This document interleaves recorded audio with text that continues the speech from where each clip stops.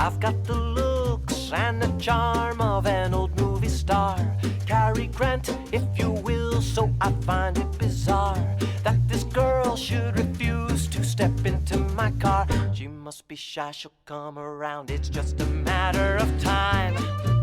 Aurora, Aurora, Aurora. Hey there, Screen Beans, and welcome to Screen Snark, the podcast that celebrates all of the shows that are in our eyes, on our minds, and in our hearts. I am Rachel Quirky Shank. And I am Matt A.K. Stormageddon. And we're all wearing hats. We are all wearing hats. This is a hat cast. My skillful observation. Look at us in our hats. I love when you point out things. September's here. We're wearing hats. I love when you point out visual things that our audience cannot perceive. It's the best. But Everyone loves a visual gag. You can imagine That's that. true. They don't know Matt, what kind of hats and I we're are wearing. hats. Yeah. Well, one of us is wearing a beret, and I'll never say who. Could be anybody. Could be anybody. Well, you alluded to him, and I will introduce him. We have the legendary Canadian Beat Smith, the rapper himself, the one, the only Wordburglar in the house. Welcome, my friend. Hey, bonjour. Thank you. Thanks for having me, guys. This is a real treat. And your backgrounds are just—that's what I could just do the whole podcast talking about all these cool things in your background. Such busy backgrounds. We all have hats. We all have busy backgrounds. You know. You love to not see it on this audio medium. Yeah, I see a Pokemon hat. I see. Do I see some Final Fantasy figures or something? What am I looking at? You might. In mine, I have some. I also have like Amiibo and Mass Effect characters. I have a lot of Cobra stuff. Commander Funko Pop. Is that correct? No. You might. I don't know. I don't know. Oh. I have a ton of Funko Pops back there, and I'm not looking at them now, so I couldn't tell you. So let's we can just say make yes. up stuff and you say, can- Yeah. I mean, the listener's not going to know. Wordburglar, I am so glad that you're here. Your new record, Burgonomic, is out now. We're going to talk about that and a ton of other stuff in just a moment. But as always, we will start the show, as we always do, by talking about the most recent thing we've watched. And I will go first. And I just finished watching the thing I watched 10 minutes before we hit record because I had forgotten until I ordered dinner tonight. And so I crammed something in at the last minute. But it was something I had wanted to watch for a while, so it was worth it. Well, it was worth it to cram it in. I don't know that the movie was worth it. I am bringing the 2022 film Lightyear to the table. I watched that recently. That was gonna be my bring when we had to reschedule because I was like, I gotta watch something real fast.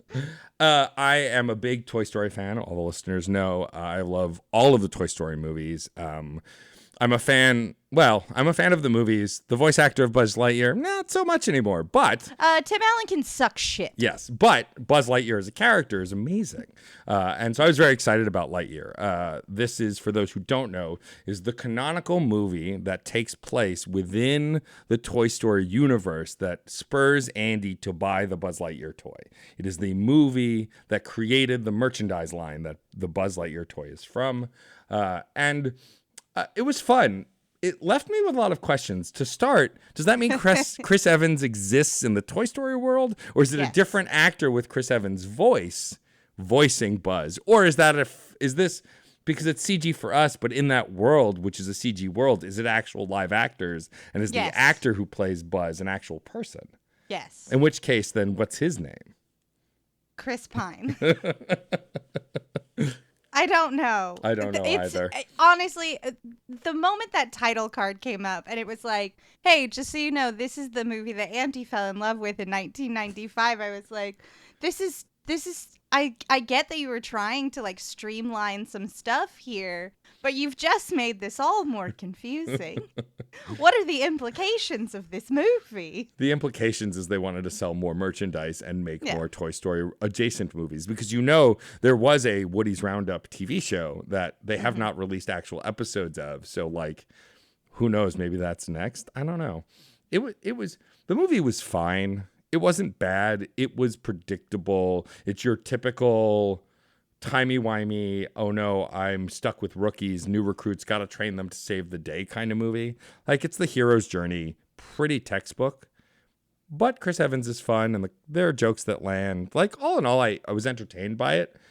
I'm kind of glad I didn't see it in theaters, though. I just feel like I would have been shortchanged by it. Now I kind of understand why my spouse didn't want to see it. I thought it was, like I said, I thought it was okay. I didn't love it, but I don't think I wasted my time either. I have not seen it. Mm-hmm. I'm curious. I do love the Toy Story movies. You answered my question. Was it actually set in 95? Because that would make sense. And I love that they have explored that sort of like the canon, like digging deeper into that universe and finding, let's find out who, is the Woody movie next to see what he was based on. But I'm curious, as a 1990, like I'm trying to think of 1995 movies. Yeah. I remember Species. Yeah. Distinctly, because I got kicked out of the movie theater. I snuck in to see it and I was way too young. And I just wanted to see aliens. And maybe I heard the lady gets naked. And as a kid, this is just all adds to the, I like aliens. I like ladies. Sure. I'm too young to see this movie. It was the perfect combination. And I got kicked out. So I'm curious if did it feel like a 1995 movie? No, unfortunately, because it's CG. Like there's no, you can't see the seams, right? Like there are violent vegetation that kind of like these vines that grab people often as a running gag, and like there's no way to tell if any of this would be physical props, because in the 90s there was some CG, but most CG was like one major moment in a film was the CG and everything else was practical, I feel like. Or it was terrible. What year was Mortal Kombat? That was the 90s also, I think. Yeah, because I remember thinking the CGI in that movie was so terrible. The reptile, there's like a reptile. Yeah, when he becomes like the human, like it's just it's real bad. But yeah, so it doesn't really wear on its sleeve that it's like they didn't make it cheesy. Like the main villains are these robots, and there are these giant robots, and so like we're just led to believe that this is a movie within this world. They don't really do much work to explain in the 90s why it looks the way it does. Gotcha. So, which is a bummer, because I didn't even like after a while watching it, I forgot that it took place in the 90s. Like I just sunk into the sci-fi of it all, which is fine. But like, I don't know. Like I said, it wasn't poorly made. I think that the voice cast did a great job. I think the script was good. There are some really good running gags. The thing I'll say about Chris's performance as Buzz is he leaned very much into the Tim Allen of it all, like, which is fine. That's the character has a cadence already, but it was kind of a bummer that Chris didn't seem to like make it his own, like, especially considering how familiar we all are with Chris Evans acting, especially in recent years as he's been in all of those Marvel movies. But like, then again, wait, which ones was he? Who was he? He was the fire one, and then he was the one with the ass. Oh, I like that. Yeah. Oh, he wasn't a ninja one, was he? I like the ninjas when are there ninjas? Are there ninja guys? Any ninjas anywhere? No. They haven't introduced any ninjas into the Avengers quite yet. Well, with the Ronin at the hand of the technically with the you Daredevil. Can't see, but Wordburglar's pushing up his non-existent glasses right now as he corrects me on Ronin lore. I prefer the original Frank Miller Ronin from the 80s. Bendis was just taking that name. And anyways, don't get me started on comics. Please carry on. It's almost like you've done like content about comics. I couldn't even imagine. But yeah, I mean, like, I think it was fun though that Chris did play a character. Often Chris Evans more or less feels like himself in a lot of roles, or what we perceive as himself, right? We don't actually know him personally. None of us do, at least that I know of. But like here, he's playing a character. He's leaning into the Buzz tropes. They were the thing that I think annoyed me the most, Rachel, I'm curious if it bothered you too, is they ham-fisted, I don't think this is a spoiler, they ham-fisted a ton of lines from the Toy Story movies. Like they like all of the quotable things that Buzz said in the Toy Story movies, they put into context in the movie, which I get because he's a talking toy, right? You press the button and he talks. So he'd have lines from the film. But those moments just felt kind of like, aha, here's the moment where he says the thing. They didn't feel natural to the script to me. This is where Arya Stark's knife came from. Ha! Who knew? Yeah, it definitely has that. I don't want to call it navel gazing, but it's a little like, oh, look at the cool thing. I'm often reminded of Raiders of the Lost Ark and its subsequent films where we did a joke of like, oh, Indy can't fight, he's just gonna shoot the guy, and then a couple years in the past in Temple of Doom he does the joke again. Like, he knows that we know that in a couple years he's gonna do the joke the first time, and it's just kind of strange and off-putting. I think overall, if we're gonna have to like get those lines in, I think they were read with enough earnestness that I wasn't mad that they were there, but I do get what you mean, where it's just like, say the thing, Bart. He said the thing. Yeah, I think also, like, I won't ruin the plot because I do want folks to actually watch it. It's on Disney Plus now, and it's so worth watching. Cute and breezy. Yeah, like it's only an hour and 40 minutes, so it's not a huge commitment. Love that. Love that runtime. But the twist I just thought was kind of like, okay. Like, I get it services the plot, but like it just felt like literally could have been anything. It sort of felt like a Deus Ex Machina. Like, it felt like you could remove that plot point and put in something else to be the twist and it would work just as well. So, like, I don't know. It was fine. Like I said, ultimately I didn't dislike it. But I think Rachel's right. Like, if you like the Toy Story films and you're curious to see like this prequel film about Buzz, the character, not the toy, it's worth watching. Especially on Disney Plus if you already have it for no extra cost. It does make me hopeful, though, that they'll make more movies like this. I don't want the Toy Story world to go away, but on the other hand, I do like the way 4 ended. I think it was a good ending to that franchise. Mm-hmm. And I think unless we follow new toys, which I'd be okay with, like a Toy Story, A New Beginning, and like maybe it's a new kid and new toys, sure. Those kind of stories you can kind of tell endlessly, but I don't want another Woody story or another Buzz story. I think their stories are kind of over. So if this is the alternative, like we find out the movie that Woody's from, or we get to see the TV show that Rex is from, or whatever it is, I think that could be a fun way to kind of skirt around the end of it without doing Toy Story 5. What are we doing now? Don't forget, these toys will never die. Toy Story 5. They live forever unless they're incinerated. These toys are deathless. So Toy Story 11, let's go.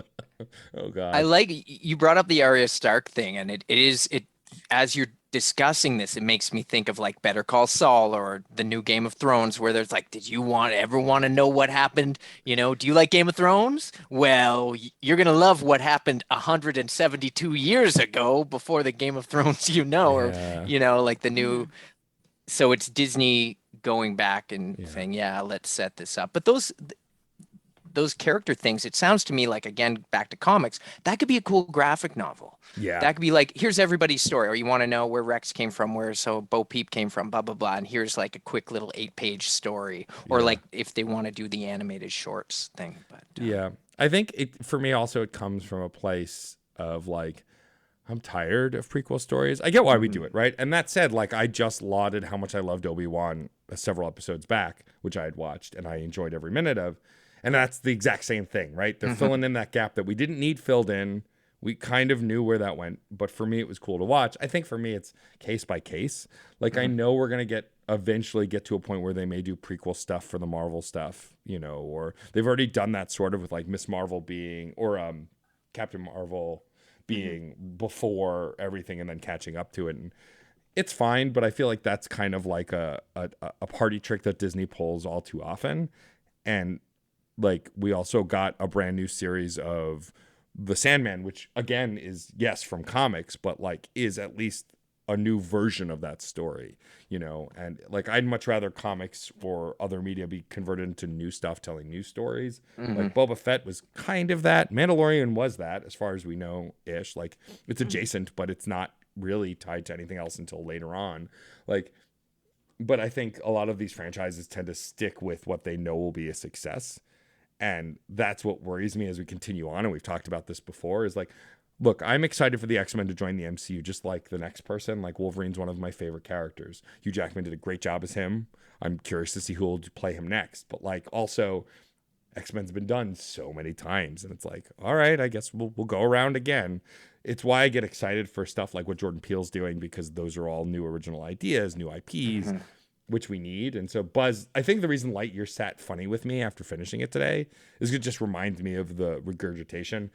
Mm-hmm. Now, that said, I'm the first guy in line to buy the Knights of the Old Republic remake when that comes out, if it ever comes out now at this point. So, like, I'm as contradicted and hypocritical as the next nerd, but, like, it's something I think about more, and Lightyear kind of furthered that thought. Yeah, and I think it's a symptom of sort of where we are in terms of the power of IP, where it's just like, let's go back to the well, let's go back to the well. And sometimes I think we can do it with a plum. Like, so far, I think the Rings of Power, even though it's centered on a being like Galadriel, who we see her end, like, in The Lord of the Rings, because she's an ageless being, it's kind of interesting to see the seasons of the life of someone who lives for thousands and thousands and thousands and thousands of years. I think it really just is case by case, where it's just, I think you took the constraints of what the boardroom wants you to do, and you made art out of it. You know, I think working with those impediments can bring forth really cool and interesting art, but sometimes I think it's more, we have this IP, we can just rest on our laurels on it and just crank out something real standard, real cookie cutter, non-offensive fluff, don't give me the fluff. Give me a reason to want to go back to this well or see this character, spend time in this world. And I'm on the fence as to whether or not Lightyear does that for Buzz. Yeah. I think it does it for, like, hey, remember how much you love Toy Story? But that's not making something interesting with the constraints of, okay, you have to tell a story about this space ranger. What do you do? No, yeah, and I will say, like, the original characters in this film were all great, including Socks, who could have been, like, the robot cat could have been the mascot thing like Olaf. And I like Olaf well enough in the Frozen movies, especially in the second one. I think, actually, as a character, he's much better. But Socks was clearly presented as comic relief initially, and then actually is a character with heart in a way that a lot of the mascot characters, the cute, cuddly, let's sell plushes characters, tend to be more cookie cutter. Socks wasn't, and I appreciated that as a character. Therapeutic robot cat. You love it. Making Buzz talk about his feelings. You need to deal with what's going on around you. Hi, it's me, your robot cat. Would you like to talk about how you're feeling? I'm picking up, though, that this isn't a strong reco, because I was on the fence about watching it, and there's so much to watch, as you know. So I'm feeling this is a no, and not a reco. Yeah. I would say if you want to watch something that's fun from the 90s, watch Tremors. Contact. Yeah. Like, I'm at, you get to that point where you're like, why would I watch something that I hear sucks? I'll give something a chance if I really care about it. But, and then even like rewatching things that I didn't like the first time, like someone was talking to me about the Snake Eyes movie, which we don't need to get into here. But I'm like, I never need to watch that movie again. And being like, arguably, Canada's #1 G.I. Joe fan. I'm like, I don't ever need to waste my time, because just like you said, I can go find a million other great things to watch. I mean, I would say the only caveat for you, Word, is that you're a Toy Story fan, and so you might find it interesting. But you just told me all I needed to know about ever watching the Snake Eyes movie, which I had not. I've seen the terrible G.I. Joe movie, the one with Christopher Eccleston as what's his name? Destro, and he was arguably the best part of that first one. He was. Joseph Gordon-Levitt as Redacted, which was like, excuse me. Anyway, we don't have to get into that either. But the second one's the best of those three. The second one was actually pretty watchable. Yeah, the second one I have rewatched and could be convinced to rewatch at some point. The Rise of Cobra? Was that what that was called? Yeah, they all have R's. So yeah, first one was Rise of Cobra. The second one was Retaliation. Oh yeah. And then the third one was just Snake Eyes. Oh, Snake Eyes Origin. I guess it didn't have an R in it, but close enough. Origin. Hey, the R is silent. Yeah, the O is silent. It's Snake Eyes Origin. Sorry. So yeah, but you're right. Yeah, it's not a strong recommend for me. Yeah. It's fine. If you find yourself with an hour and a half to kill and there's literally nothing to watch, which is never going to happen, then maybe give it a shot. That's cute. Fine. But that's pretty much all I got. Yeah. So Matt. Yes. I would love to know if you had to describe the movie Lightyear in just 3 words, and you cannot use Lightyear. I'm so sorry. I know. Damn. What a terrible I don't know how I was going to work that in, but how would you describe this film? Fun but disappointing. Fun but disappointing, yeah. Yeah, and to not dig too much into the above the table within the realm of where we are. Yeah. It's pretty saddening that the queer representation that was fought really hard for by the animators against Disney is also kind of like a nothing burger. It's a real nothing burger. It's and that background. kind of, it like makes me sad. Yeah. To be like, we have to fight so hard to be cutscenes for the sad montage for our white male straight protagonist. I disagree. Yeah. This stinks. Yeah, that was a bummer too. Like Yeah. I'm at a point where like it doesn't even faze me because I'm just so tired. Yeah. and though the outrage is justified and I should be more mad about it, but I noticed it, I clocked it and went, okay. Okay. Cool. Fine. This is what everybody was fighting about. Fine. Anyhow, Anyway. moving on. Rachel, what is the most recent thing that you, my friend, have watched? Well, to make up for the lack of gay representation in Lightyear, I'm bringing the television series What We Do in the Shadows. Hell yeah. I have talked this show up repeatedly on this fine podcast that we create, but I have not hit the beautiful intersection of we're recording an episode and it is legitimately the last completed season of television that I have watched. It has not worked out until today when I was sitting in my living room an hour before record and went, what the fuck did I most recently watch? I've watched so many things. There's been a lot going on with TV. There's a lot of TV to keep up on. But if you want something that's going to just knock your socks off, be super funny, it's going to play with genre conventions, character arcs. It has this beautiful long-term story that's sort of weaving through the middle of it. Please watch the television series What We Do in the Shadows. It's so good in every way imaginable. The cast is incredible. The costumes are magnificent. The house they live in is absolutely bug nuts perfect. I just covered in cobwebs. Everything about it is amazing. I would die for any of these damn queer, pansexual, polyamorous vampires and their familiar Guillermo. I love them. They're just a cute little family, and they have such wonderful chemistry all throughout the series. You can tell that everyone on set is having a terrific time. I can't believe it. What a gift we have of 4 seasons of this. Oh, 4 seasons. Wow. I didn't realize there'd been that many. Seasons of What We Do in the Shadows. I've seen the movie, and I will admit, I thought it was okay. I didn't love it the way a lot of other people did, and I think it's just because of the pacing and the writing. It does lean into the kind of like awkward comedy, like reality TV show style, kind of like we're doing interviews, playing on an interview with a vampire a little bit.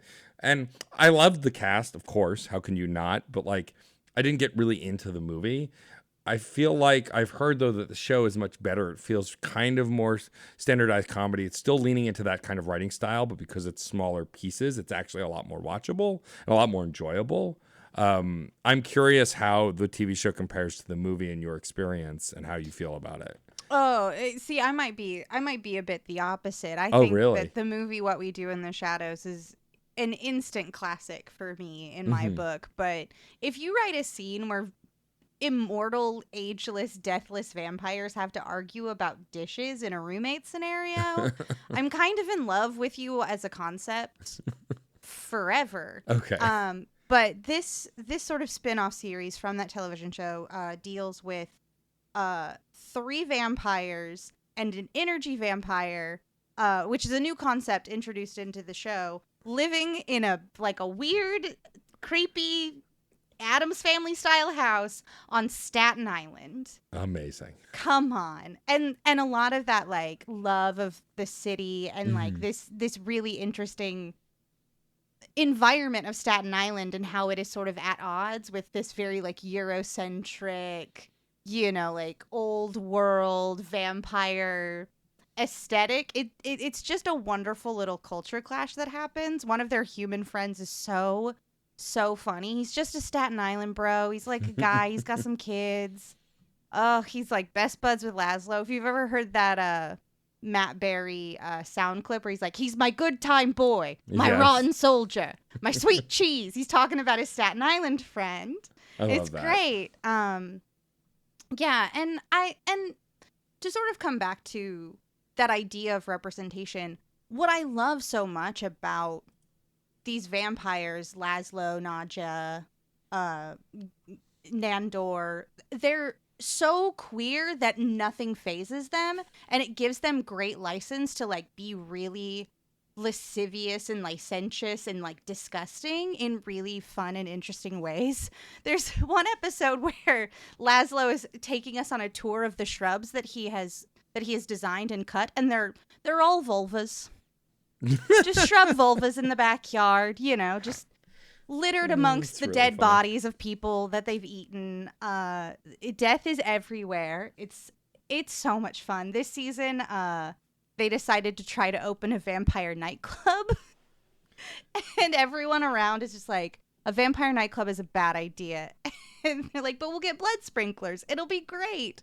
And it's really taking the piss out of any and all genre tropes for vampires. Blood sprinklers, lascivious relations, aged vampires that get really like nasty and gaunt. And everyone is so rich in who they are and what they want. They have complex interactions with each other. Their opinions about one another ebb and flow. It's really great. I don't know if I could say it in any other way. It's maybe one of my favorite television shows, and it's so gay. It's so gay. I love it. It's so gay. I mean, if nothing else, the queerness would get me to watch it. I mean, then again, though, I did have like my favorite queer TV of the year is Our Flag Means Death. Our Flag Means Death. Thank you. Like the Gay Pirate Show will win me over every time, mostly because I just love pirates. But but this is the best sell of it I've had, and it's not that like. Again, I'm not that turned off by it. And I think also I watched the movie by myself. I didn't watch it with my spouse or with any friends. I feel like maybe if it was like a comedy often feels like a communal thing to me. When I watch comedy by myself, it could live or die by just what mood I'm in that day. And so I should go back and revisit the movie. But you're saying that the show is absolutely a worthwhile watch. Yeah, for sure. And if you loved the movie like I do, some cameos will appear throughout the series and pay off. I think Taika makes an appearance at some point. I forget in which season. Maybe season 3. But yeah, it's just a bunch of lovable goofballs, and some of them are immortal vampires, and they just have to murder people to live, and that's whatever. Sometimes they go to the gym. It's great. Just living life on Staten Island, or living unlife on Staten Island, I guess. Amazing. Yeah. Highly, highly recommend. Okay. That was my rant about the vampire show that I've finally get to bring officially to Screen Snark. I just have to say, as someone who grew up in Staten Island, I hope the jokes are very good because Staten Island is very bad. And I loved living in Staten Island, but it was not a good place. I didn't realize that it was mostly like a little red state within the blue state of New York until after I got out of there. So that was enlightening. So Rachel, if you had to rate What We Do in the Shadows, describe it, recommend it with just 3 words, but you couldn't use any of the words in that title, I'm not repeating it. What 3 words would you use to describe this television program? Okay, I would like everyone to imagine that I can do a really good Matt Berry impression. Okay. Because here it goes. New York City. Excellent. It's everything. It's everything. Just it's everything. Distill Matt Berry mispronouncing words as Laszlo for eternity. It's all I need. I will I'm just from say Tulsa, Arizona.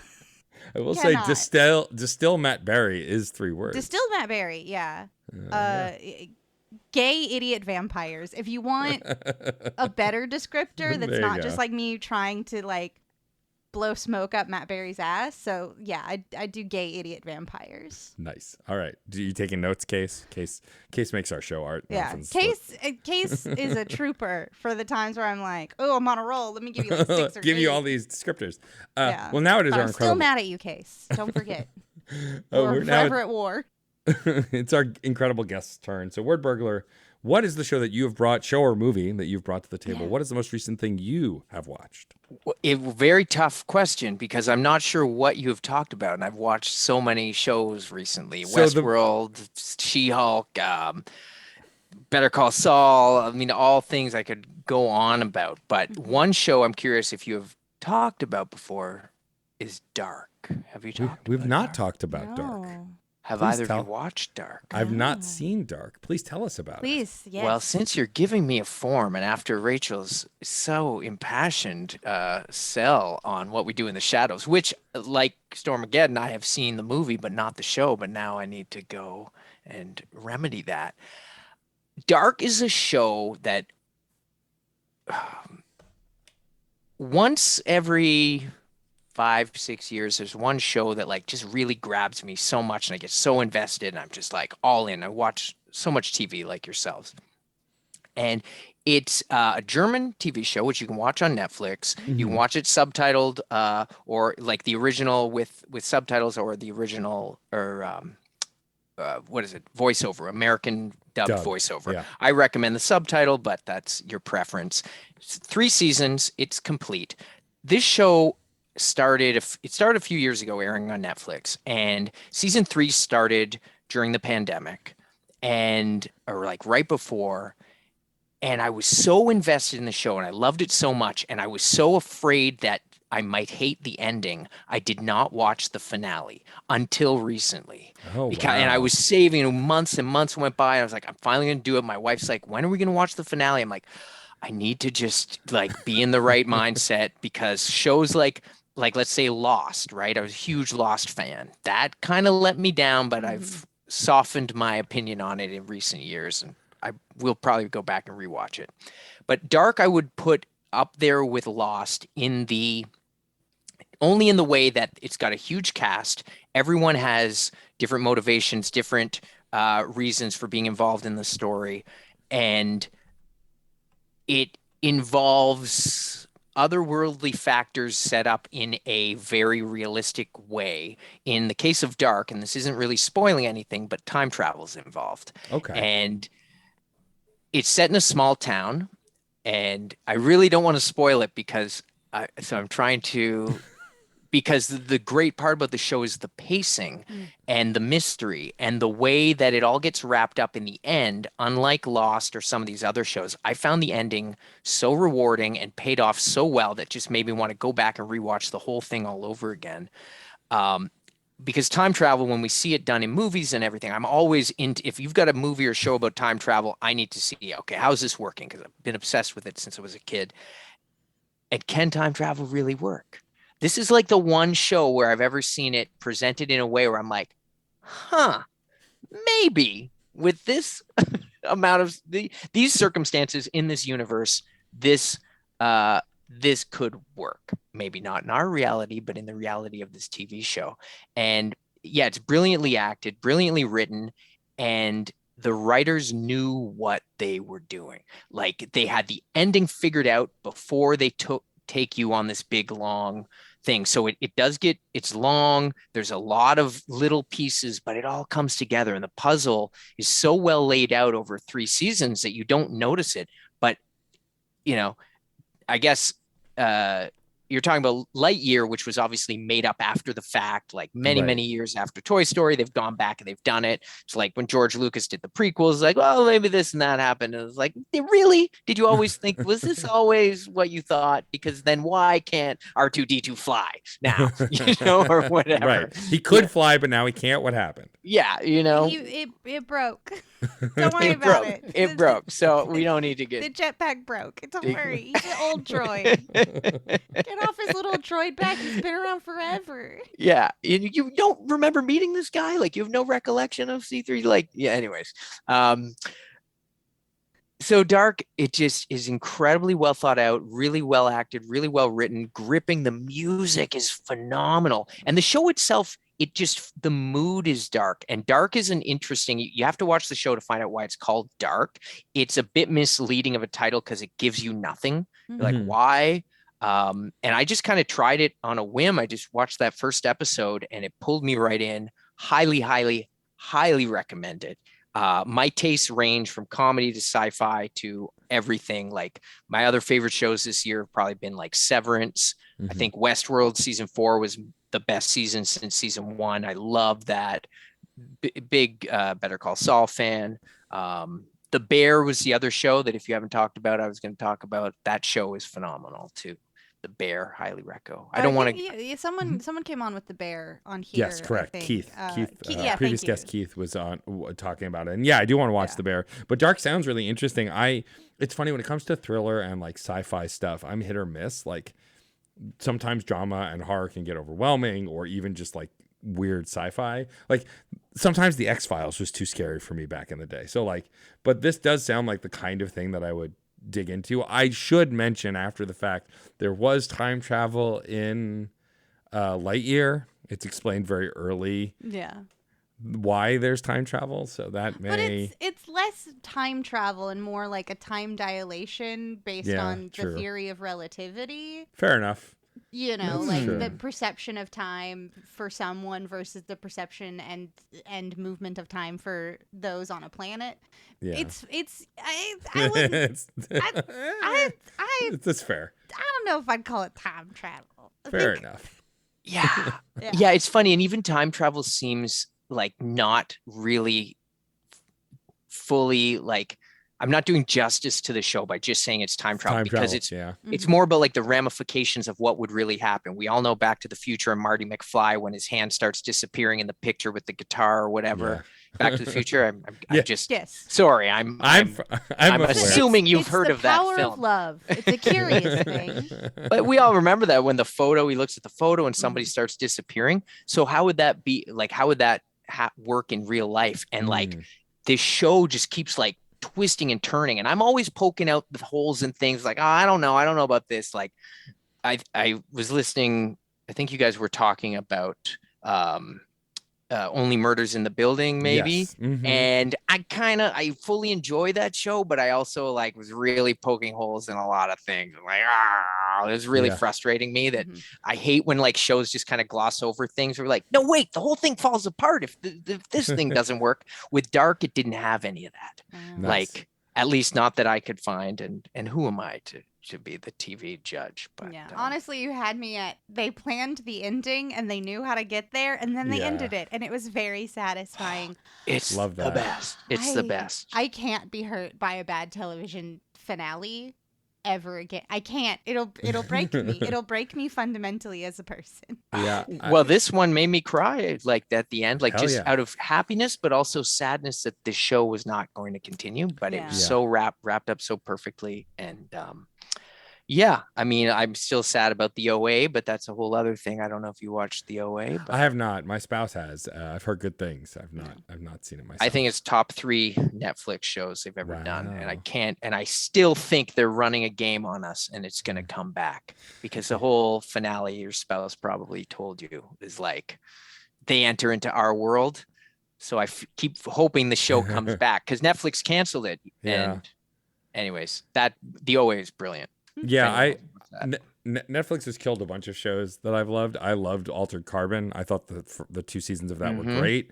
But like going to what you were talking about before we asked you your 3-word review about shows with planned endings, even though it wasn't planned from the beginning, I am so grateful that The Good Place knew it was ending like that.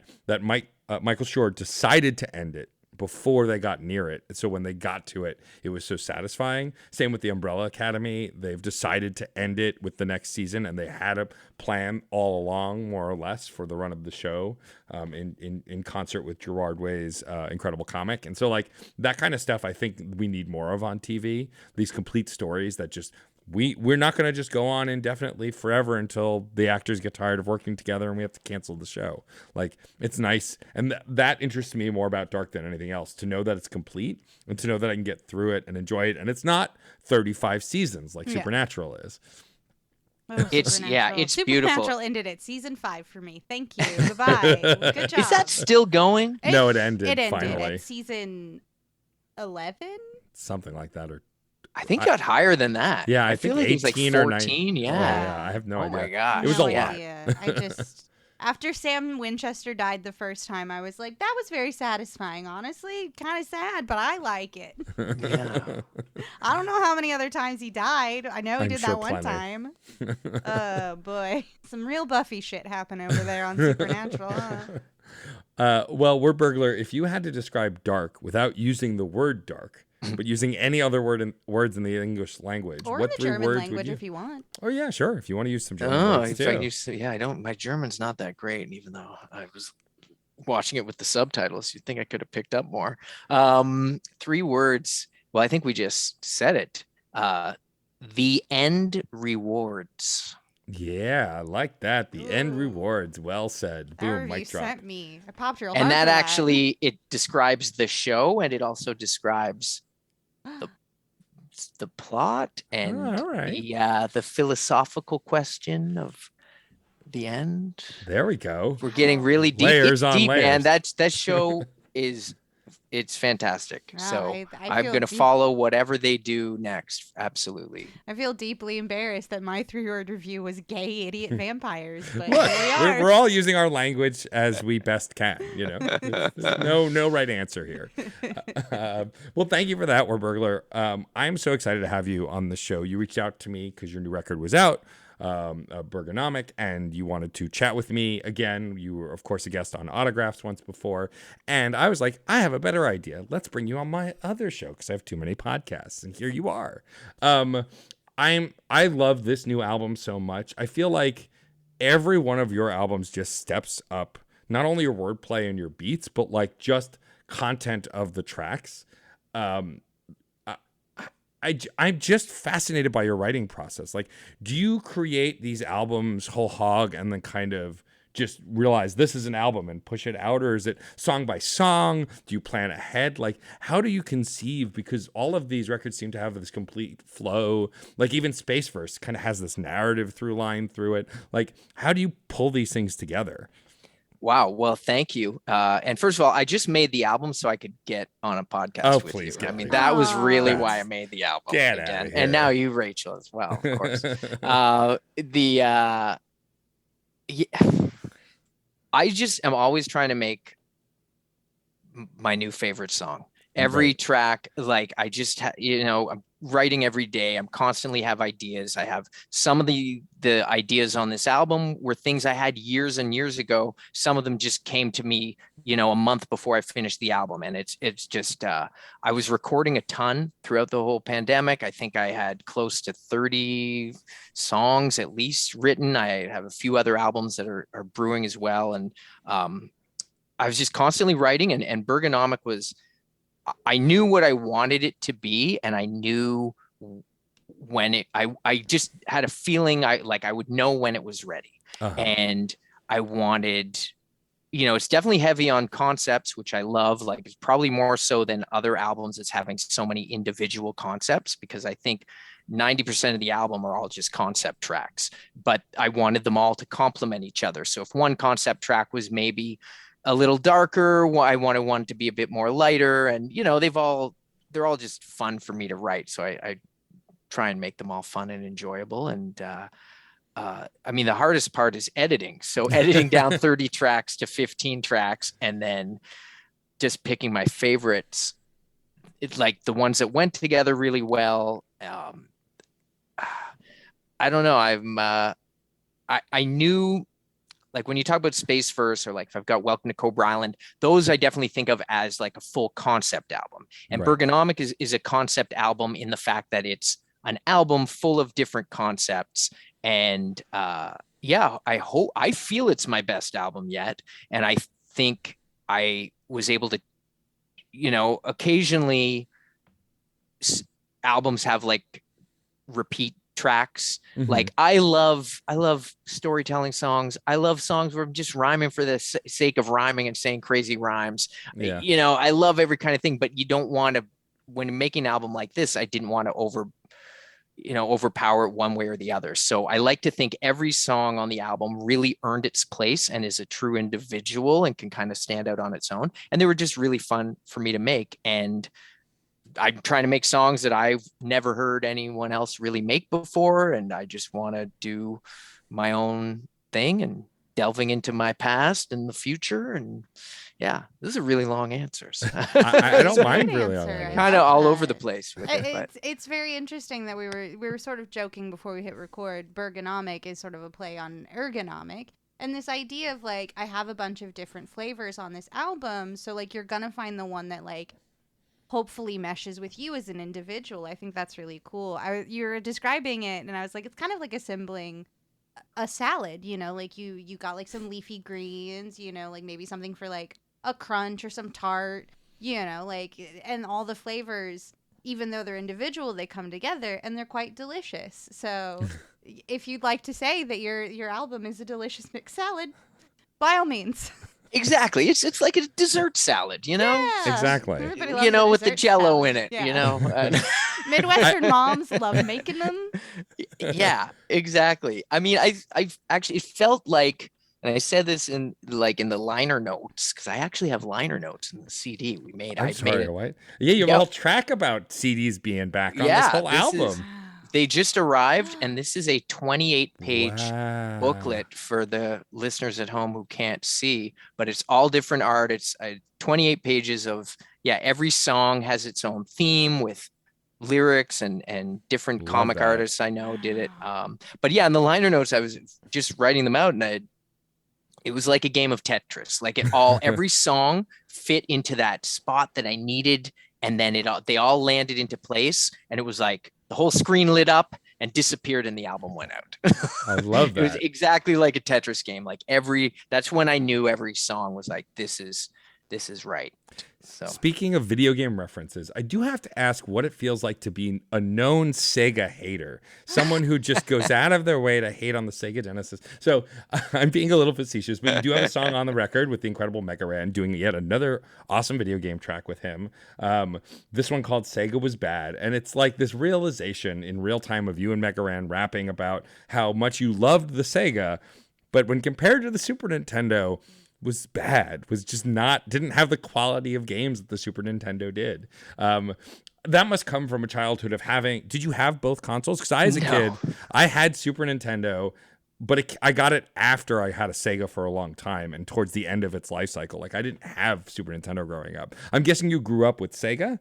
No. So it's quite the opposite, actually. I was a Nintendo kid, true and true. And I know so's Ran. And, we both, of course, love video games. So we dabbled in it. We'd talk about it over time. And when I had the idea for the song, of course, I reached out to him and he was like, yeah, totally.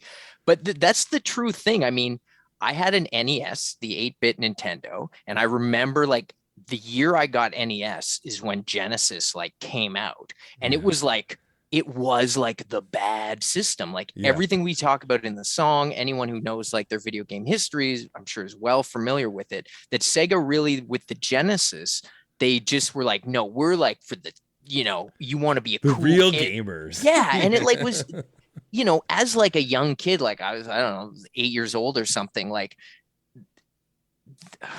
the Genesis was like marketed for like those older kids. So it was like the younger kids were like, oh, the older bad kids. Like it really tried to make you feel like, oh, this is bad. And yeah, like I say in the song, people were naked. Like, the people in games didn't wear a lot of clothing. Yeah. They had like the blood codes so you could see real blood, where Nintendo was like, there's no blood, there's no extreme violence.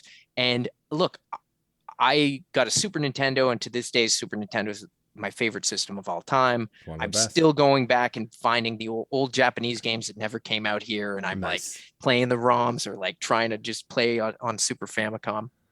So I'm a huge diehard Super Nintendo kid, but Sega, I got a lot of love for it too. Like you can't like for that moment in time. And again, it's all in the song, and it like I remember seeing Altered Beast in the arcade, and it was like the older kids who were smoking cigarettes in this dirty back room with hazy fog and like weird lighting and like sketchy characters around. They were playing the Sega games, and then those games came on to Genesis, and you could have them in your home, and it was like I feel like I'm getting away with something. I'm playing, Altered Beast or whatever. It did feel bad. And then when you compare it to Super Nintendo, it was kind of bad. Like you didn't get, the games were just, I could go on and on about how much Super Nintendo is like, technically a better system. And then games were just, for me, being an RPG and like, I liked fighting games and side scrollers and stuff. And I just thought Super Nintendo was the best. And even NES, like I enjoyed Final Fantasy on NES more than any RPG on Genesis. But anyway. That's maybe fighting words. But. No, not at all. I actually, Chrono Trigger is my favorite game of all time. One of the best RPGs ever made. Final Fantasy 1, I went back and played for the first time recently. It's a bad game comparatively. In the same way that Zelda is a bad game for modern brains because they don't give you any rails. It's just, here's the world, figure it out. Now, of course, we have walkthroughs. But that was so great about it. And you have to remember, like, I played that Final Fantasy game before the other Final Fantasy came out. The Super Nintendo Final Fantasy, like that Final Fantasy game on NES made me a Square head for life. And of course, Chrono Trigger, Secret of Mana, everything, like, to this day, I'm still like rebuying. Oh, Chrono Cross just got re-released on Switch. I guess I got to get that. Like Live a Live, that's one of the Famicom games, or Live Alive, however people say it, the Super Famicom games. And it's only recently gotten an English translation. I was playing like somebody's ROM hack with like the, really? The fan trans. Yeah, man, those fan translations. Live Alive is my game of the year so far. It was just incredibly put together. I'm a sucker for the 2D HD look. Like I loved Octopath Traveler. I haven't played Triangle Strategy yet, but like it's like you play the fan translation. It's segmented by chapters. It's totally digestible in a way that like 40-hour RPGs normally aren't for me. And so it's easily my game of the year so far. If you have not played it, I highly recommend it. It is one of the best RPGs I've played in a long time. Well, I've played through the original, like they added a lot to this, I've heard. So I'm a sucker for that style too, though, with those original sprites and like the artists of that era and using the color palette of the SNES. And I am on Switch every day, mainly making my way through Metroidvanias, which is nice. They're easier for me to play, I find, on the go than a lot of the RPGs on Switch right now. But well, that's a whole other thing. But some of those RPGs got over, like with Bravely Default and all that stuff. I don't know if you play that. I found like those like leaned way too into the visuals as opposed to like the games and the story, and it seemed to lose the heart. I haven't played Octopath Traveler, which is a Square game. I hear it's really great. It's also, again, that sprite design, like they leaned into it and they make some beautiful vistas with those.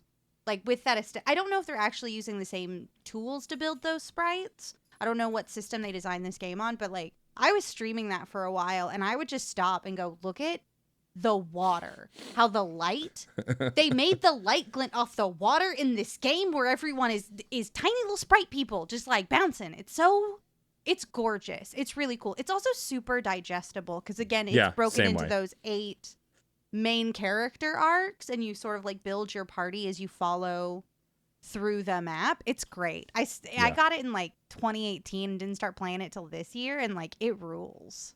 Now I know why it's called Octopath. Yeah, Traveler, because you're picking 8 paths. Of course. Wow, video games are smarter than me. Their art. Oh my goodness. Yeah, I got Phenotopia Awakening. That's what I'm just playing now. I think I pronounced it right because and it's like a sprite-based Metroidvania Zelda wannabe. Either of you played that one? I've heard of it. I have not played it yet, though. It's a bit challenging off the start. I'm not the game controls. I always get thrown off when they make the jump button the attack button, and I'm like, every other game's got the attack. This is the attack button, and I can't switch Kirby the control. Is so frustrating for me because I'm just like, I keep forgetting that you don't jump on the jump button. You eat on the jump button, and I'm losing my marbles about it. Yeah.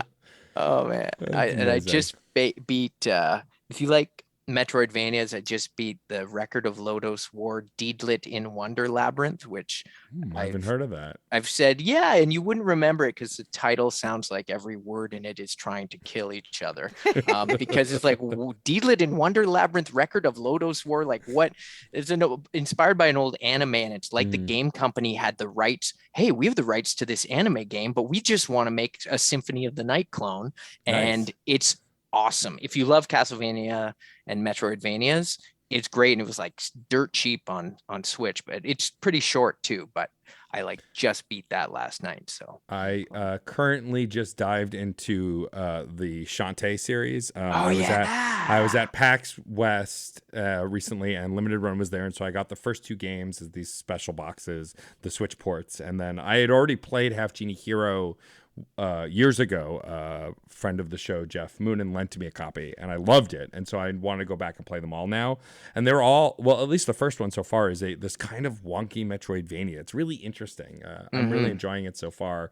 Was GBA the first one? I know Game Boy Color. Game Boy Color was the first. Okay. And then the GBA is the sequel, and then the DS is the third one. Like they were one on every system for a little while.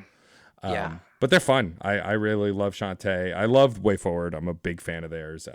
In an upcoming episode of Fun and Games, I got to interview the game director of River City Girls 2, Bannon Rudis, and he was really knowledgeable about modern Shantae stuff and other stuff, which is really cool. But I've been obsessed with Shantae since I played Half Genie Hero, and now that I have the old games, like I'm just right back in.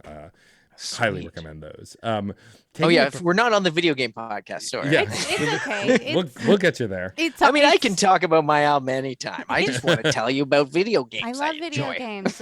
Listen, I'm sitting here going, Disco Elysium doesn't fit into any of the things we're talking about, but I want to be like, Disco Elysium is a really great RPG. You should check it out. Tell me about it. Is it like JRPG or is it like modern? It's like modern almost like a visual novel in a sort of way, but like deeply based in how you build your protagonist informs what options he has in his dialogue trees.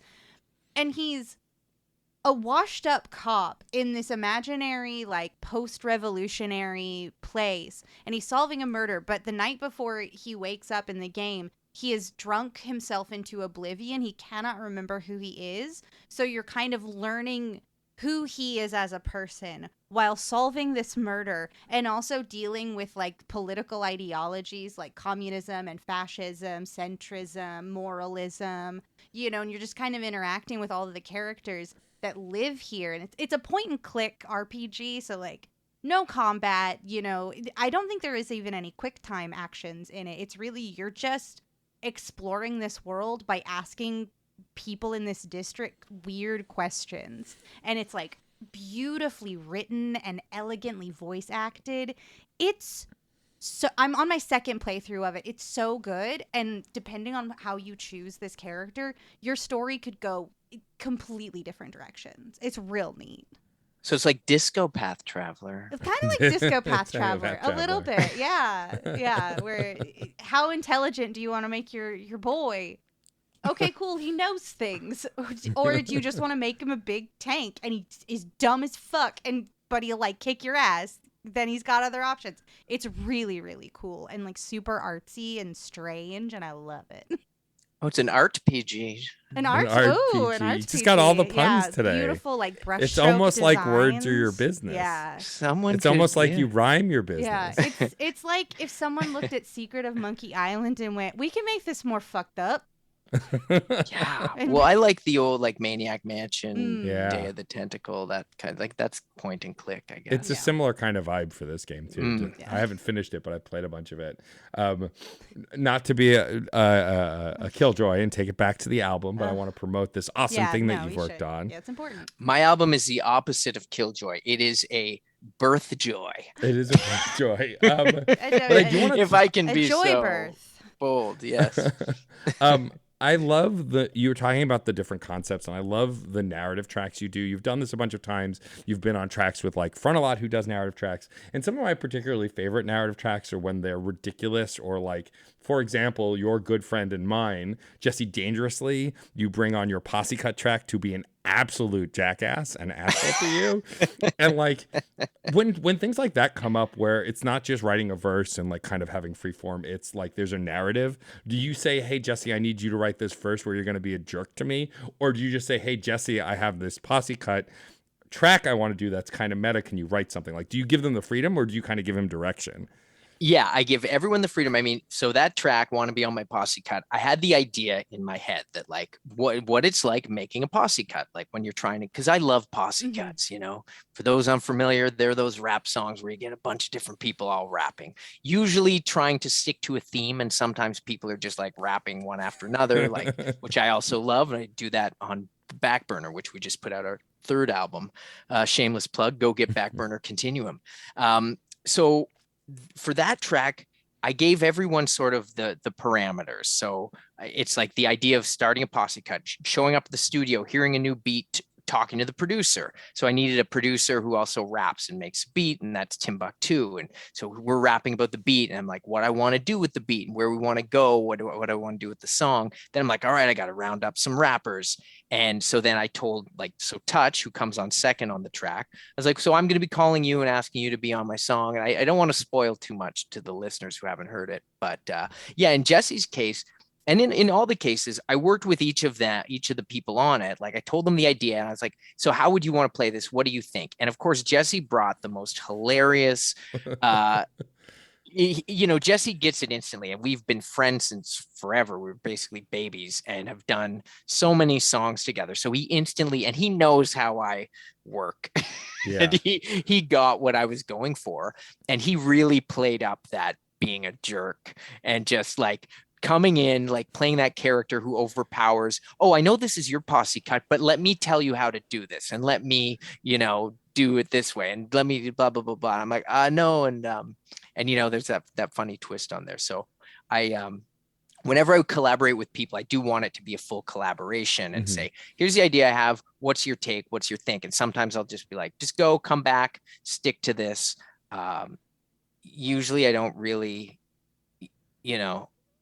I don't really ask people to, I mean, in this case, we had to rewrite stuff just to make sure it flowed. Like you write a line and I'll try and write a line. And then when different people were delivering their verses at different times, I wanted to make sure the story was cohesive. So I had to basically just take the role of like a literary editor who's like, well, I don't think this chapter flows properly into this one. So there was a bit of fine tuning there, but everyone just nailed it. And closing it out with Mocha Only, like the song only worked. I'm not sure if you're familiar with Mocha Only, but he's like rap legend in Canada. And I was like, the song only works if I'm like trying to have this like big star come on at the end. And anyways, that track turned out so much better than I thought. Everybody got it. And I guess I've got a bit of a, everything's got a bit of sense of humor. I like to laugh, and I think we need more humor just in life in general. So to me, that song, like, it makes me laugh every time I hear it. I mean, what I like about your work is the unbridled joy in it. And like, I always feel good listening to your stuff. I mean, even it's like one of my favorite records of yours is Space First, mostly because I'm just a sci-fi nerd. And so like references on references. Also like Force Ghost has, and I've told you this before, has one of the best beats as a nerd that I've ever heard. Because the way y'all manipulated the Imperial March into that like thunderous beat is just so cool. But Peter Project, got to shout out Peter, the producer on that. Yeah, he did such awesome work. But like what I think is interesting when you go from something like Space Force, which is clearly a theme and a through line, to Burgonomic, is like, this is like, do you want to get to know Wordburglar as a person? Here's a record. That's what I see in this album, because I think one of the reasons I'm assuming we get along is we come from a place of trying to be good at what we do, having a little bit of imposter syndrome, wanting to do better and be better. And all of that kind of comes through. You're always very humble on your tracks. I mean, again, that Wanna Be in My Posse Cut track, the reason I love it is because you as the character on that track have lost all control by the end. And then it's like, it just... I love that kind of honesty. Is it really important as part of your writing process and your creation, is even when you're playing a character or creating these arcs and narratives, to kind of put as much honest you yourself into all of it? Yeah, absolutely. I mean, my motto is, I live by it. If it rhymes, it's real. So if you hear me rhyme about it, there's truth there, right? And it's, it's like comedy. The best comedy is the truth, right? So, and especially because, we throw around, I get put into the nerdcore bucket, or, the alternative backpacker rap bucket, or whatever bucket somebody wants to classify me in. What always comes first to me is, I'm a rapper and I love rap, and I've loved it since I was a kid. And I just want to make the best rap possible. I'm not like someone who just like stumbled onto like, oh, all these people making nerdy songs, I'm going to make nerdy songs too. Or all these people who make this type of, I've just always loved making rap and be as true to myself as possible. So yeah, I grew up nerdy. I grew up, everything I rap about is the truth. Growing up a nerdy kid in Halifax, Nova Scotia, Canada. And what is my perspective? What's going to be my contribution? Like, not to get all high and mighty or whatever, but like literally, like I think of that like in the scheme of hip hop, and I love rap and hip hop so much, and it's given me so much joy in my life, and so much education, and so many friendships, and so much just positive energy. Like, again, I could go on and on and on about how important hip hop music and the culture is to me. And I've just always wanted to make the most true music for me and put it out there, right? So when I hear Chuck D, this is the real Chuck D. And I'm not comparing myself to Chuck D. Like, this is one of my heroes, right? In Public Enemy, or whether it's Wu-Tang, shout out New York, of course, for you. And like Nas, like I think of any of these rappers that are just telling their stories and their lives. And of course, bringing in all the accents that make it entertaining, and throwing in that creative license to make the stories more engaging. That's just what I love to do. And I wouldn't be able to sleep at night if I wasn't, to your point, like being honest in my track. So even if I'm playing a character or a villain, like there is truth in there, right? I just did a song where I'm playing a comic book editor and being a jerk, but it's like, this is like the truth of my experience of reading comic book letters pages and reading like editorial responses to like nerds who are like, I don't like everything you're doing with Spider-Man. Do everything that I'm saying now, or you'll lose all your fans, which is funny because those letters were in Spider-Man comics in the 90s, and it's kind of what is happening on Twitter now anyways, right? So it's just different versions. Like, I worked in a comic shop for 15 years. Like, I've heard every fan complaint and argument and gotten sick, and I know exactly what people are going to tell me before about why they don't like something. What, like, it got to that point where I'm like, why am I going to go on Twitter and see all these complaints about all this stuff when I already know? I've lived it firsthand in person in the comic shop, hearing people complain. So I just went all over the map there. No, it's all right. I loved it. And like, you brought up something important. Like, we talk about this a lot, how like fans have too much power and too much control and too much voice. And we should be able to voice what we think. But I think like the most recent She-Hulk episode is a perfect example. Like, spoilers, I guess, for the post-credit scene of She-Hulk. This is the darkest timeline. You just said the phrase spoilers, I guess, for the post-credit scene of a Disney Plus Marvel show. I guess. Like, people are mad that She-Hulk was twerking. First of all, if you read the comics, She-Hulk would twerk there too. Like, She-Hulk is a goofball. She-Hulk is a badass. Like, it's not outside the character, but a bunch of men are uncomfortable because this woman who is attractive and has power did a thing that they didn't like. Oh, are you afraid of the liberation of a marginalized group of people? Oh no. It's so sad for you. It makes me so frustrated. And it's to your point, like, it's why, like, when I'm engaging on Twitter, I'm trying to be goofy or promote the things I'm working on or talking about, which video game character I'm attracted to this week. Like, to dive into that negativity. It's why I created certain shows that I made. It's trying to live through this positivity. Mm-hmm. And I think there's been no truer like words than the words you just said about how like you put a little bit of yourself into your work. Like, I think that's why I've always identified with your work, not because like work that's more depressing or like more soft or more like less funny. I don't like, because I like those things too, but your work specifically brings me joy in a way that I'd say like even Beefy's work does, and Jesse, of course. Like, you know, y'all know how to be funny, you know how to engage with your audience, and you know how to bring yourself 110% to every song. And I think wanting to avoid that negativity and not get sucked into the nerd talk, as it were, that really negative nerd talk is what we have to do to survive at this point. Well, yeah. Look, I have a song about really that on the album. It's called Like I'm Saying. Yeah. And it's a play on like, you know, like to quote myself, I mean, I got no time. There's too many things now. I'm getting the quote wrong, but it's like I'm saying, I got no time to hate. Like there's too much to like, right? Like why waste time? It's essentially why waste time on hating when there's like, I don't have enough time to like everything. Yeah. There's so many, we're talking about it here, from TV to comics to video games. There's so many things out there that's like, why don't I just focus on all this good stuff that I want to like and want to enjoy, and great people. And it, we meet that in these communities that we meet with what you're doing with your podcast and everything. Like there's so many great conversations and great positivity to be had, and we find it. And just rather focus on the positive. And I want to listen to positive things. Like if I listen to an album, someone gives me their album, it's like all too like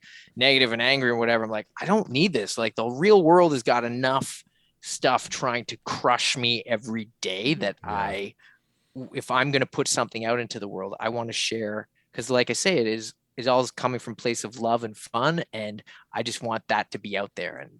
And it's fantastic. I mean, I met you from doing music. Like this is a cool, to me, I'm like forever grateful of every chance I get that like something I've done has helped introduce me to other like-minded souls, and it's just good stuff. Yeah, wow, we're getting like kind of deep here. Yeah, you gotta love the radical power of joy. It's right. That's what it is. Yeah. Staying hopeful in the year of our Lord 2022 is one of the most radical things we can do. Like looking at the world as it is and not letting that crush us, and going, there's so much in the world to like. There's so much in the world to enjoy. There are so many humans that are gonna get my shit. They're gonna love this track, and like let's celebrate that. Yeah. It's not about being complacent. It's about like hanging on to the light. Like it's all you've got. And that's so cool and powerful, and what a gift that you give to people through that. Oh geez. Well, right back at you guys, and thank you. So yeah, it's look, I love what I do. I'm so glad that this is my 8th album. I'm excited to be cranking them out still, and I work with like the producers I've been working with. I gotta shout out everybody. Like this album has 11 producers that I worked with, and just so like my favorite beat makers, Beat Mason and Fresh Kills and Timbuktu and Buck 65 and Joe Run and Civilian and Diagnostic 80 and Peter Project, and oh my gosh, I'm gonna forget somebody here. I'm gonna feel terrible. Don't worry, it's okay. Just go to Bandcamp's DK, Iron Monkey, like Bergonomic on Bandcamp. You can see all of the beautiful collab names right on the tracks. And shameless plug again though for your listeners who are still with us, still hearing me ramble. Bergonomic is Name Your Price on Bandcamp. Like this is my best album I've ever made, and you can get it for $0.99 or $0.00. So take a chance on it, please, because I am putting my mouth where my money is, on the mic, as always. And I hope you'll like it. I think there is something on there for everybody. Well, thank you for joining us, Wordburglar. This was a delight. I always love getting to talk to you. Hopefully I'll see you in New York or Brooklyn or the city sometime soon. But until then, and before we wrap up the show, why don't you tell folks, you just mentioned where you can find your record, but where they could probably find you online, the best place to interact, give you their money. I say buy it for $20 instead of $0 because the man deserves it. But tell them where they can find all the fine things related to the Wordburglar himself. Thank you so much. Wordburglar.com for everything. I'm on every platform. Instagram is The Wordburglar, but Twitter is @Wordburglar. Tweet me some video game recos, some TV show recos, some comic book recos. I'm constantly doing podcasts and all kinds of fun stuff, and make comic books as well. And yeah, for music, look, you can get the album for free digital download, but I do recommend this 28-page CD booklet. It's the greatest CD booklet I've ever worked on. And I don't know, I'm holding it up here. I'm just so glad it turned out. I got it back from the printer. Like they just arrived this week. And I was like, oh, I hope they're okay. And yeah, so thank you once again. Our pleasure. Happy to have you. You said this was a treat for you. This is a treat for us. Thank you. Absolutely. So much. 110%. And before we ask you our final question, we do have some folks we should thank, Rachel. Let's do some more of this radical joy in the guise of some gratitude. I simply must thank John Presnell for the use of the song Aurora off the album Fair Game featuring Stefan Rimble to be our opening and closing music. It's fucking great. Yes, sure is. I also want to thank the incredibly great Katie Bugg, who designed our incredible show art, as well as the brilliant and talented Case Aiken, who designs each and every individual episode art that we show. If you heard him yell on this one, it was Case's fault. And I would like to thank the Certain Point of View Podcast Network for continuing to put up with our shenanigans. You can find out about all of our wonderful shows over at certainpov.com. You can find great shows like Case's show, Men of Steel, talking about Superman. If you want some like comics in your life, stuff like that. If you want book stuff, we got Books That Burn. If you want to hear from more talented human beings like Wordburglar and more, you can listen to Matt's other show, Autographs. A Certain Point of View Autographs, I do believe it is called. Certain POV Autographs, and I'm going to stop right there before I make a fool of myself trying to remember more of our shows. The Comics Quest. If you want to interact with our shows, you can go to certainpov.com and also join our Discord server. We have tons of different channels dedicated to TV, movie, comic books, and more. You can watch Case and I War in the 3-word review channel. You can watch that as well. And of course, if you got a moment, please write us a review on your podcast platform of choice. It helps grow the audience, helps us book more guests, helps us make this community just a little bit bigger. And you can reach us, of course, at @screen_snark on Twitter and screensnarkpod@gmail.com if you'd like to send us a little letter. Love notes only. Yeah, nice only words love only. Notes. The internet's a dangerous, terrible place. Don't contribute to that. Be kind. But now, before we wrap up the show, Rachel does have to ask our guest our final question. My question time. It's my favorite time of day. So, Wordburglar, I would love to know, and I'm sure our listeners who have made it this far would love to know, if you could choose any one trope featured in movies and television to instantly and magically become true in your life, which trope would you choose? Oh. Is it okay? How about every closet you open reveals a portal to another world? Secret worlds. That one's been my trope for a while, and I think it's because I've lived in New York for too long, and I'm just like, I just want a magical door that takes me to a forest, please. Yeah. Yeah, I love a magical portal. I love that. That's a good one. We all love a magical portal. Oh, yeah. Every closet, though. That'd be so exciting and dangerous. I want to live in that world. Yeah, who knows? And how are you ever going to find a shirt to wear? Right? You'd have no clothes anymore. Do not exist anymore. Yeah, why are all your pants on the floor? Don't put them in the closet. They'll go to another world. I need my pants. Last time I wound up fighting these like samurai kangaroos in an alternate galaxy. Martians took my boxers. Yeah. Oh, perfect. I love it. Wordburglar, thank you so much for joining us. This was a delight. Thank you for having me. Absolutely. Awesome. Full delight mode. Full delight mode engaged. 100% complete. Kicking that joy into its 10th gear. I love it. Found all the rare items. And I, of course, also want to thank my incredibly delightful, brilliant, and stunning co-host, Rachel Quirky Shank. And I would like to thank my New York City co-host, Matt, aka Stormageddon. Works this time. It fits. It really And we does. would also, of course, like to thank you, our incredible listeners. Thanks. This show would be nothing without you. Thank you for being here. We'll see you at the movies or on a couch somewhere. Bye-bye. Aurora, Aurora, Aurora, Aurora, Aurora. Metal to magnet, she will be mine. Aurora.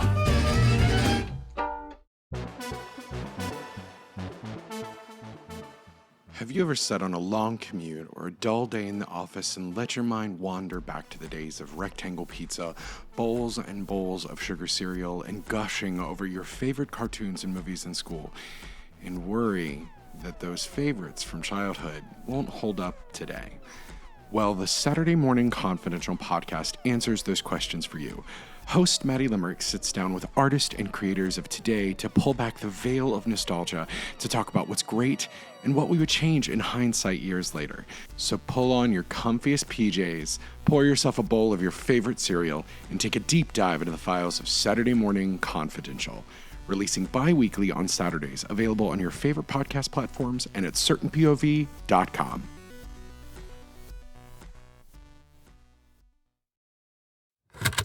CPOV. CertainPOV.com.